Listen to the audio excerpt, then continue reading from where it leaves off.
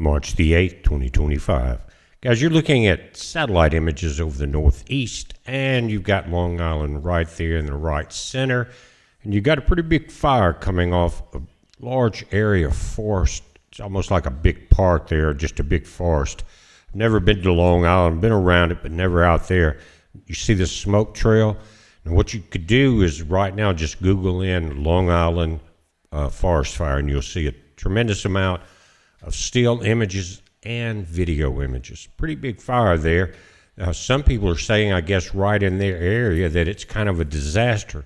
And the images that I saw, again, looked like a lot of it was in the middle of a forest, but I'm sure there's some other people affected there. One positive note that I see is the smoke is blowing offshore and not back across Long Island and back into New York and back on shore. So that's one positive thing. And usually when you've got an offshore wind, sometimes they can pick up and the gusts can be worse than this. But we got dry conditions there. We've seen this going on from the Carolinas all the way up the East Coast, and now here it is in Long Island. Guys, are we seeing just drought conditions causing this, or are we seeing some arson? Again, this is happening a lot. We've seen it in California. And my message to the guys in Southern California is you're so lucky that Trump won this election, because those fires were set up to move you off your land and take your land. China was going to move in and take all that, guys. So, and I know that you've got some of the EPA and other people in there helping, and they're doing quite a job now in trying to get some of that debris out and any contamination and things like that. So that's a good thing. But guys, the southern border right now is in a critical condition, possibly the northern border, because both sides are kind of mad at us right now because of the tariff situation. Not only that, they've been paid tremendous amounts of money by foreign governments, again, north and south borders, including Iran and China, to do what they do, to open up our borders, to help that end. And so when you see the coordination of the borders overrun on both sides, again, Canadian, Mexican, then you know the U.S. government was the number one government complicit in it. They were allowing Mexico and China and Iran to do this. Now, what's happened, and any of you guys, I'm going to put a link to a video that was Sunday night, and it was Mike from Around the World over on Pastor Paul Begley's channel. I want you to go there. I'm going to link to it in the description, and it is an eye-opener.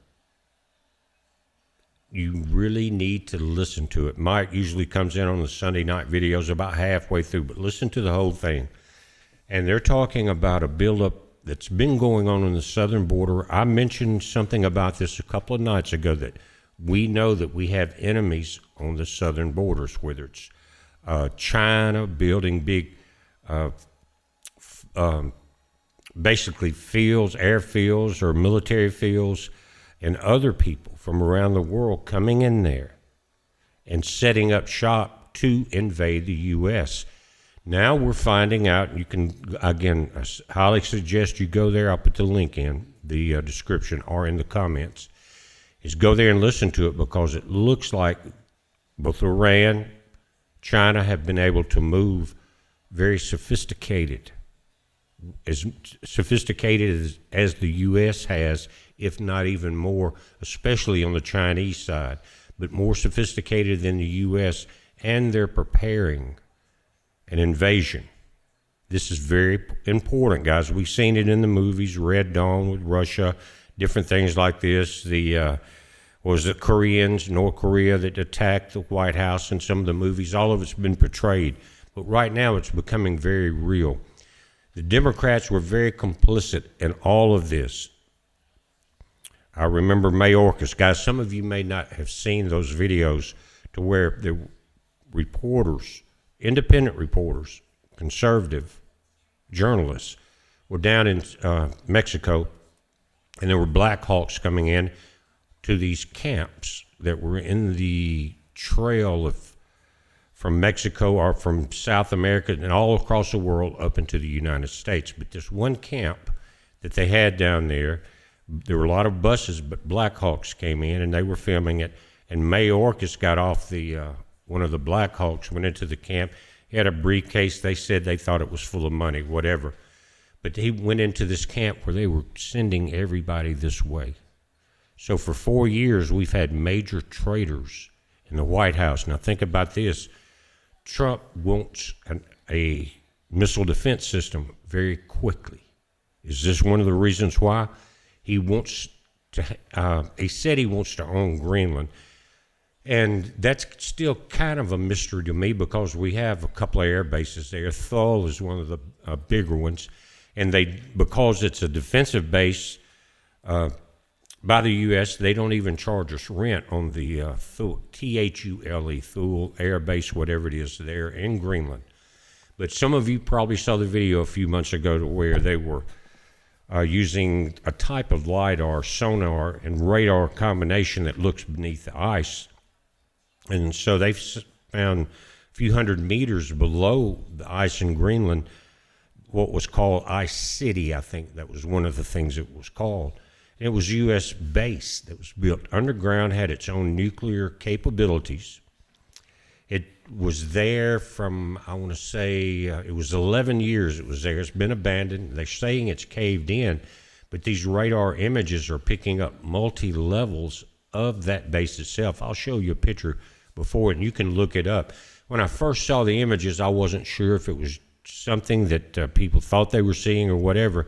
Then I got a hold of the NASA information to where it was their planes and their radar that was showing this U.S. base that was dug out under the ice and then covered back up, again, survived for 11 years. Now they're saying that it's caving in. It's multiple layers. But what is that? Does that have something to do with the reason Trump wants to have more control in Greenland?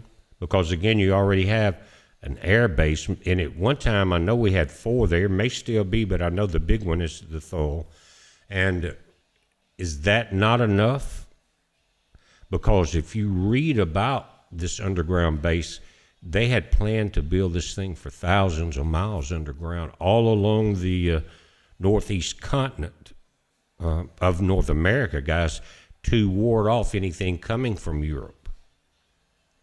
But it's kind of a mystery. Again, they're saying that air base that's underground is no longer functioning, and that, which seems a little odd, they removed the nuclear unit out of it after 11 years that was powering everything. That seems like a pretty complicated task when we've seen so much radiation released, not only in the deserts, in the wars, but in the atmospheres. So I really don't know if they really removed it or not. Let's take a look at that.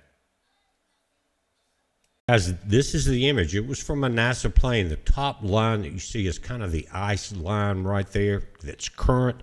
But as the snow and ice built up over these years, guys, this was in the, I think, up into the 60s and 70s possibly.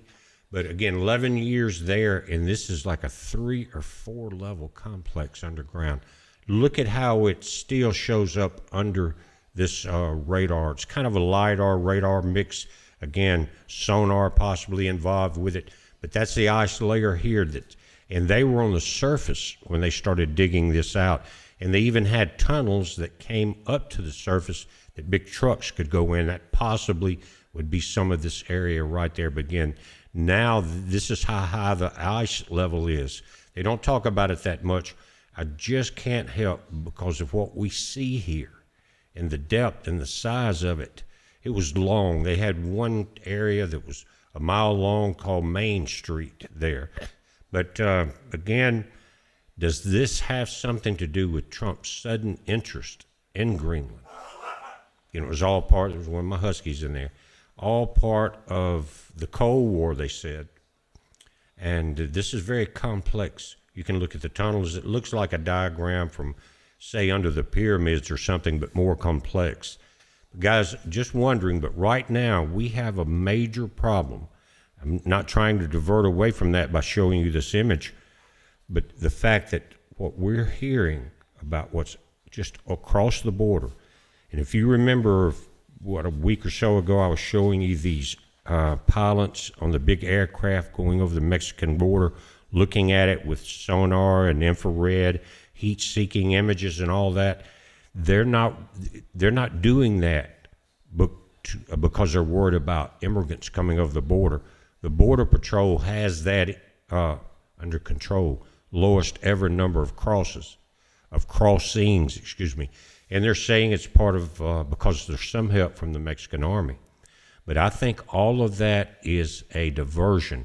Remember, they handed over maybe 20-something cartel heads the other day? I don't think that was the big people. I think they're protecting them because they're not all from the U.S. We got major problems right now, and because Trump won, MAGA won, we won, they are desperate because they were taking away their money, their ability to smuggle drugs and children, and their ability to destroy the planet. But guys, we're watching this. We've got problems that could occur at any minute across this border because of the technology that both China and Iran has. There's other people involved. Many of the nations are involved in these cartels. Those are just the two biggest. We're watching it, guys. You watch it. It's a heads up. Be safe.